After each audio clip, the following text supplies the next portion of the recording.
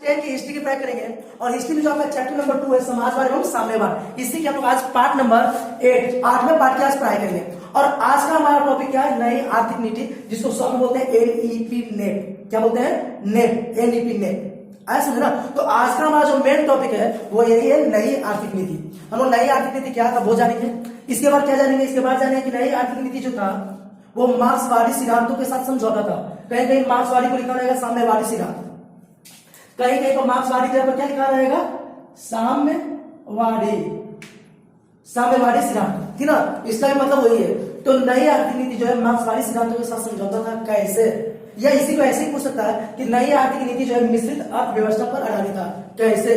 ये हम लोग आज जानेंगे। और इसके बाद जानेंगे निहिलिस्ट आंदोलन। ठीक है, इसके बाद क्या जानेंगे? निहिलिस्ट आंदोलन। ऐसे निहिलिस्ट आंदोलन जो है ये भी एक प्रकार का रूस की क्रांति का कारण ही था। हम आपको रूस की क्रांति का वीडियो पहले ही बता चुके हैं ना, अब आप उसको देख भी चुके होंगे। उसी में ये भी एक प्रकार का कारण ही था। ये कारण बहुत सारा था, कितना बताया जाए? तो उसमें 5 कारण हम आपको बताए थे और ये अलग से हम आपको बता देते हैं कि निहिलिस्ट आंदोलन हुआ क्या था। ठीक है, तो सबसे पहले आपको करना क्या है कि इसे स्क्रीनशॉट ले लीजिए। वीडियो समझा है, इससे पहले क्या कीजिए? आप इसको स्क्रीनशॉट ले लीजिए, क्योंकि जब वीडियो में समझाएंगे तो जहां तहां हमको क्या करना पड़ता है? अंडरलाइन करना पड़ता है, ठीक ना? ये मार्क करना पड़ता है। इससे तो क्या हो जाएगा? जो लिखा हुआ है वो गंदा सा नजर आएगा। ठीक है, तो अभी साफ सुथरा नजर आ रहा है, आप इसको क्या कीजिए? स्क्रीनशॉट ले लीजिए। स्क्रीनशॉट ले लीजिए और इसको कॉपी में क्या कीजिएगा? लिख लीजिएगा। कॉपी में लिखने से होगा क्या ना कि आपका नोट्स बनकर तैयार हो जाएगा और आपको कहीं भी कोचिंग या कोई भी क्लास करने की जरूरत नहीं पड़ेगा।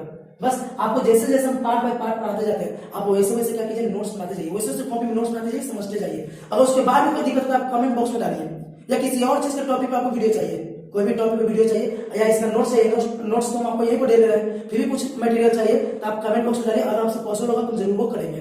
ठीक है, तो चलिए अब वीडियो को हम स्टार्ट करते हैं। उम्मीद है आप इससे स्क्रीनशॉट ले चुके होंगे। तो समझते हैं कि नई आर्थिक नीति था क्या। तो सबसे पहले देखिए, नई आर्थिक नीति को शॉर्ट में बोलते हैं एनईपी नेट। पूछेगा कि एनईपी नेट का फुल फॉर्म क्या है, फुल नेम क्या है, तो आपको बोलना क्या होगा? नई आर्थिक नीति। ठीक ना? इसमें पहला क्वेश्चन ये पूछा जाएगा कि लेनिन ने नई आर्थिक नीति कब लागू किया? तो 1921 में। ये याद रखिएगा, 1921 में लेनिन जो है नई आर्थिक नीति लागू किया था। और इसका बहुत ज्यादा फायदा हुआ। किसको? रूस को। ये रूस में ना था लेनिन। लेनिन कहां का था? रूस का था ना। तो रूस में क्या किया था? 1921 में नई आर्थिक नीति लागू किया। इससे रूस को बहुत ज्यादा फायदा हुआ, बहुत ज्यादा लाभ पहुंचा। क्या हुआ?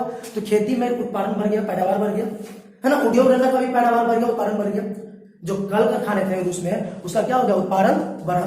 ठीक ना? खेती बाड़ी जो हो रहा था, कृषि जो था, उसका भी क्या हुआ? पैदावार बढ़ा, है ना? रूस की जो व्यवस्था है, आर्थिक व्यवस्था हुआ या और भी जो व्यवस्था हुआ, वो क्या हुआ? सुदृढ़ हुआ, सही हुआ। ठीक ना? तो क्या क्या ऐसा काम किया गया सर जिससे रूस का व्यवस्था अच्छा हो गया? इससे, है ना?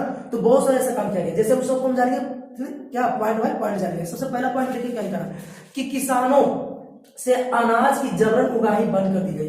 पहला पॉइंट आप ध्यान से सुनिए, याद हो जाएगा, एक बार में आपको याद हो जाएगा, एक बार आपको याद हो जाएगा। जो किसान भाई लोग थे, किसान लोग जो थे, उनसे क्या होता था कि जबरन अनाज मांगा जाता था। ठीक ना? अब अनाज नहीं मांगा गया, किसानों से अनाज मांगने के बजाय उन पर टैक्स बांध दिया गया। क्या बांध दिया गया? टैक्स। एक निश्चित टैक्स बांध दिया गया कि आपको इतना टैक्स भरना है। तो ये अच्छा हुआ ना जी। ऐसे क्या था? मनमाने ढंग से क्या मांगा जाता था? अनाज मांगा जाता था। ठीक ना? इससे किसान अपने अनाज का उपयोग सही से नहीं कर पाते थे। लेकिन अब क्या हुआ? अब क्या हुआ कि किसानों पे टैक्स बांध दिया गया, एक निश्चित टैक्स बांध दिया गया। तो जो टैक्स है वो किसान उसको भर देते थे। इसके बाद अपना अनाज का जो मन है वो कर सकते थे। अनाज के मालिक कौन होते थे? किसान। लेकिन पहले ऐसा था? पहले ऐसा नहीं था। तो इससे क्या किसान क्या हो गया? स्वतंत्र है ना जी। अपने अनाज को किसी भी प्रकार से वो यूज कर सकते हैं, चाहे तो उसको बेच सकते हैं, चाहे तो खुद यूज कर सकते हैं, या कुछ भी कर सकते हैं, वो हो जाता है। तो पहला पॉइंट समझाया। पहला पॉइंट यही था कि किसानों से जो जबरन अनाज मांगा जाता था, वो अनाज मांगना क्या कर दिया गया? बंद कर दिया गया। और उसके बदले ही उन्हें निश्चित कर देने को बोला गया। क्या मतलब होता है? टैक्स। क्या होता है? टैक्स। कर देने को बोला गया, टैक्स देने को बोला गया। बाकी जो अनाज बच गया उसका किसान क्या कर सकते थे? कुछ भी उपयोग कर सकते थे। जो अनाज किसानों का बच गया, उस अनाज का किसान कुछ भी कर सकते थे। ठीक है, सेकेंड पॉइंट क्या किया गया? तो जो जमीन था, जमीन का सैद्धांतिक रूप से मालिक कौन था? राज्य। सैद्धांतिक रूप से जमीन का मालिक राज्य को बनाया गया, लेकिन व्यवहारिक रूप से जमीन का मालिक किसको बनाया गया? किसानों को। ऐसा समझना। पहले किसान का मालिक कौन होता था जी? तो भूमिपति लोग। बताया था आपको, जमींदार लोग। ठीक है, पिछले पाठ में बता चुके हैं कि पहले जमीन का मालिक कौन होता था? तो जमींदार लोग, भूमिपति लोग। इसमें क्या था? किसानों की स्थिति बहुत खराब हो जाता था। किसानों के पास अपना जमीन नहीं था, लेकिन अब किसानों को अपना जमीन हो गया ना। सैद्धांतिक रूप से ये जमीन का मालिक कौन है? राज्य है। लेकिन व्यवहारिक रूप से जमीन का मालिक कौन है? किसान। तो अपना जमीन पे किसान कुछ भी कर सकते थे, कुछ भी उत्पादन कर सकते थे, वो स्वतंत्र थे। आगे समझ में? अगला पॉइंट है कि वैसा उद्योग धंधा, वैसा कल कारखाना जहां पर 20 से कम कर्मचारी थे, 20 से कम कर्मचारी थे, उसको व्यक्तिगत रूप से चलाने का अधिकार दे दिया गया। व्यक्तिगत रूप से चलाने का अधिकार, मतलब जहां पर 20 से कम आदमी काम कर रहे हैं, जिस कल कारखाना में, जिस फैक्ट्री में 20 से कम कर्मचारी काम कर रहे हैं, उसको व्यक्तिगत रूप से चलाने का अधिकार दे दिया गया। मतलब उस पर पूरा अधिकार किसको दे दिया गया? उसके मालिक को। ऐसा समझना, उसको पूरा अधिकार किसको मिल गया? उसके मालिक को। ऐसे मार्क्सवादी सिद्धांत में क्या था कि अधिकार किसका रहेगा? श्रमिकों का ना। अधिकार किसका रहेगा? राज्य सरकार का ना। मार्क्सवादी सिद्धांत लोग पढ़े कि नहीं पढ़े? तो मार्क्सवादी सिद्धांत में क्या था? मार्क्सवादी सिद्धांत में यही था ना जी कि जो कल कारखाना है उस पर अधिकार किसका होगा? राज्य का होगा, है ना। लेकिन यहाँ पर क्या किया गया कि 20 से कम कर्मचारी वाला जो कल कारखाना हो गया या उद्योग धंधा हो गया, वो व्यक्तिगत रूप से चलाने का अधिकार दे दिया गया, मतलब उसको प्राइवेट कर दिया गया, जिसका है वो उसका मालिक है। ठीक है, आगे बोला गया कि बैंक, बहुत सारे स्तर पर बैंक खोला गया और बैंकिंग व्यवस्था का प्रसार किया गया। ठीक है ना, बहुत सारा बैंक खोला गया, विभिन्न स्तरों पर बैंक खोला गया और बैंकिंग व्यवस्था का क्या किया गया? प्रसार किया गया, फैलाया गया। ठीक है, इसके बाद औद्योगिकीकरण को बढ़ाने के लिए, किसको बढ़ाने के लिए? औद्योगिकीकरण को बढ़ाने के लिए सीमित और निश्चित शर्तों पर विदेशी पूंजी को भी आमंत्रित किया गया। मतलब विदेशी पूंजी को भी आमंत्रित किया, विदेशों को भी बोला गया कि आप रूस में आकर क्या कर सकते हो? इन्वेस्ट कर सकते हो, लेकिन कुछ कंडीशन है, उस कंडीशन पर क्या कर सकते हो? आप रूस में आके पैसे इन्वेस्ट कर सकते हो। तो ये सब पॉइंट बोला गया किसमें? नई आर्थिक नीति में। समझाया? तो क्या सीखे जी? एक बार फिर से देखते, यही सीखे कि 1921 में सर लेनिन जो है रूस में नई आर्थिक नीति लागू किया। ये इस नीति का क्या हुआ? बहुत ज्यादा इफेक्ट पड़ा रूस पर। रूस का इससे क्या हुआ? बहुत ज्यादा लाभ पहुंचा, रूस को बहुत ज्यादा लाभ पहुंचा। वहां कृषि की पैदावार बढ़ गया, है ना, कारखानों का उत्पादन बढ़ गया, है ना, उसकी अर्थव्यवस्था रूस का बहुत ही अच्छा हो गया। तो नई आर्थिक नीति में कुछ जो मुख्य विशेषताएं हैं, कुछ जो मुख्य बातें हैं वो निम्नलिखित है। ये सब है। पहला पॉइंट क्या पर है? पहला पॉइंट ये पर है कि जो किसानों से जबरन मतलब जबरदस्ती अनाज की उगाही करवाया जाता था उसको बंद कर दिया गया और उनको निश्चित कर देने को बोला गया। किनको? किसानों को निश्चित कर देने को बोला गया। ठीक है, बाकी जो अनाज था उसका किसान कुछ भी कर सकता था, अपने इच्छा अनुसार बाकी अनाज का किसान क्या कर सकता था? कुछ भी उपयोग कर सकता था। ठीक है, इसके बाद फिर दूसरा पॉइंट में क्या बोला गया कि सैद्धांतिक रूप से जमीन का मालिक किसको बनाया गया? सैद्धांतिक रूप से जमीन का मालिक बनाया गया राज्य सरकार को, यानी राज्य को, लेकिन व्यवहारिक रूप से जमीन का मालिक किसको बना दिया गया? किसानों को। ठीक है, इसके बाद तीसरा पॉइंट में क्या था कि 20 से कम कर्मचारी वाला जो भी कारखाना था उसको व्यक्तिगत रूप से चलाने का अधिकार दे दिया गया। 20 से कम कर्मचारी वाला जो भी कारखाना था उसको व्यक्तिगत रूप से चलाने का अधिकार दे दिया गया। इसके बाद क्या था? विभिन्न स्तर पर, अलग अलग स्तर पर, बहुत सारे स्तरों पर बैंक खोला गया और बैंकिंग व्यवस्था का प्रसार किया गया। ठीक है, और औद्योगिकीकरण बढ़ाने के लिए, उद्योग धंधा बढ़ाने के लिए विदेशी पूंजी को भी क्या किया गया? आमंत्रित किया गया, विदेशी निवेश को भी आमंत्रित किया गया, लेकिन निश्चित शर्तों पर। ठीक है, तो यही था आपका पहला लेनिन की नई आर्थिक नीति। अब अगला क्वेश्चन जो है कि नई आर्थिक नीति मार्क्सवादी सिद्धांतों के साथ समझौता था, नई आर्थिक नीति साम्यवादी सिद्धांतों के साथ समझौता था। कैसे? या इसी को पूछते हैं कि नई आर्थिक नीति मिश्रित अर्थव्यवस्था पर आधारित थी। कैसे? तो इसका भी आंसर यही है, इसका भी आंसर क्या है? यही है। ठीक ना, देखिए वही सब पॉइंट यहाँ पर लिखे हैं। ठीक है, यहाँ पर हम 4 पॉइंट लिखे हैं ताकि ज्यादातर 2 नंबर के क्वेश्चन पूछा जाएगा, ये लॉन्ग में तो पूछा जाएगा नहीं। यहाँ पर 4 पॉइंट लिखे, आप चाहो तो 5 पॉइंट भी यहाँ पर लिख सकते हो। पर इधर तो इसको फिर से समझाने की जरूरत है। जो बात हम आपको यहाँ पर बताया तो वही यहाँ पर लिखा हुआ है। नहीं, क्या लिखा हुआ है? तो नई आर्थिक नीति जो है बहुत हद तक क्या था? मार्क्सवादी सिद्धांतों से समझौता था। जैसे मतलब पहला पॉइंट तो सैद्धांतिक रूप से जमीन किसको दिया गया? राज्य सरकार को, लेकिन व्यवहारिक रूप से उसका मालिक कौन बना? किसान। बताए ना भी, ये नहीं बता कि 20 से कम कर्मचारी वाले उद्योग धंधा का क्या व्यक्तिगत रूप से स्वामित्व दे दिया गया, चलाने का अधिकार दे दिया गया। बताए ना जी, इसका ये नहीं बताया कि विदेशी पूंजी को भी आमंत्रित किया गया, सीमित तौर पर आमंत्रित किया गया। इसके बाद ये नहीं बताया कि व्यक्तिगत संपत्ति को भी मान्यता मिला। ये पॉइंट यहाँ पर नहीं है, चाहे तो आप ये भी पॉइंट यहाँ पर लिख सकते हो, आपका पॉइंट नंबर 6 हो जाएगा। ये पॉइंट यहाँ पर नहीं ना है कि व्यक्तिगत संपत्ति को मान्यता मिला, तो आप वहां पर लिख सकते हो। कोई दिक्कत? ऐसा बहुत सारे इसमें बात पढ़ने को है, तो कितना बात पढ़िएगा? इसलिए हम आपको 5 पॉइंट यहाँ पर बता दिए, यहाँ पर आपको 4 पॉइंट। ये 4 पॉइंट यहाँ गया क्या था? यही था ना कि किसानों को क्या किया गया? ये जमीन पर व्यवहारिक रूप से स्वामित्व दे दिया गया, लेकिन सैद्धांतिक रूप से स्वामित्व किसके पास था? सरकार के पास, राज्य के पास। 20 से कम कर्मचारी वाले उद्योग धंधों को व्यक्तिगत रूप से चलाने को अधिकार दे दिया गया, है ना, व्यक्तिगत रूप से चला सकता था कोई भी आदमी जिसमें 20 से कम कारखाना है, उसमें राज्य सरकार कोई इंटरफेयर नहीं करेगा, हस्तक्षेप नहीं करेगा। विदेशी पूंजी को भी क्या किया गया? आमंत्रित किया गया कि आप मेरे यहाँ इन्वेस्ट कर सकते हो। किस लिए? औद्योगिकीकरण को बढ़ाने के लिए। व्यक्तिगत पूंजी को भी क्या मिला? मान्यता मिला, है ना। तो इस प्रकार से हम देखते हैं कि जो नई आर्थिक नीति था बहुत हद तक क्या था? मार्क्सवादी सिद्धांतों से समझौता था। ठीक है, या फिर मिश्रित अर्थव्यवस्था पर आधारित था, ऐसे लिख लीजिएगा।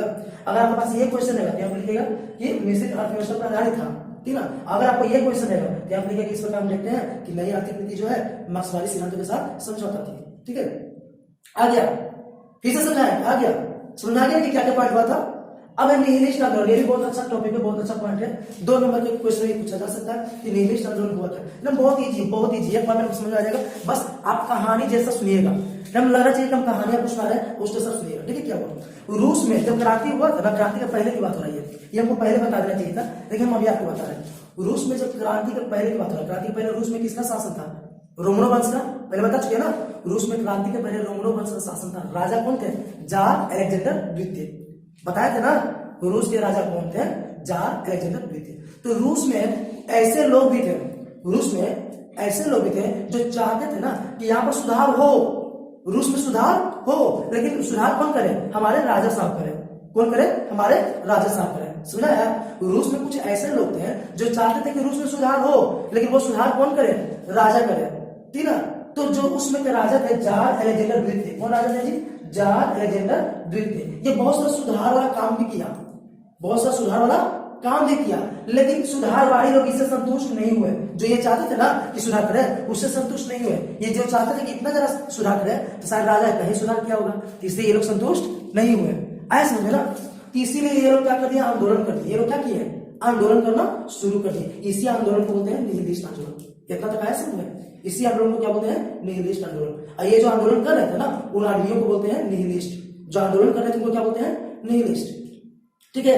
ये जो उसमें का जो व्यवस्था था उसको खत्म करना चाहते थे। उसमें का जो व्यवस्था था ना वहां पर रूस में, उसको ये क्या करना चाहते थे? समाप्त करना चाहते थे। इसलिए निहिलिस्ट क्या किया? जार अलेक्जेंडर द्वितीय को जाकर क्या किया? हत्या कर दिया, मार दिया उसको। ऐसे ना निहिलिस्ट लोग क्या किया? जार अलेक्जेंडर द्वितीय को क्या कर दी? हत्या कर दी, राजा खत्म। ऐसे ना।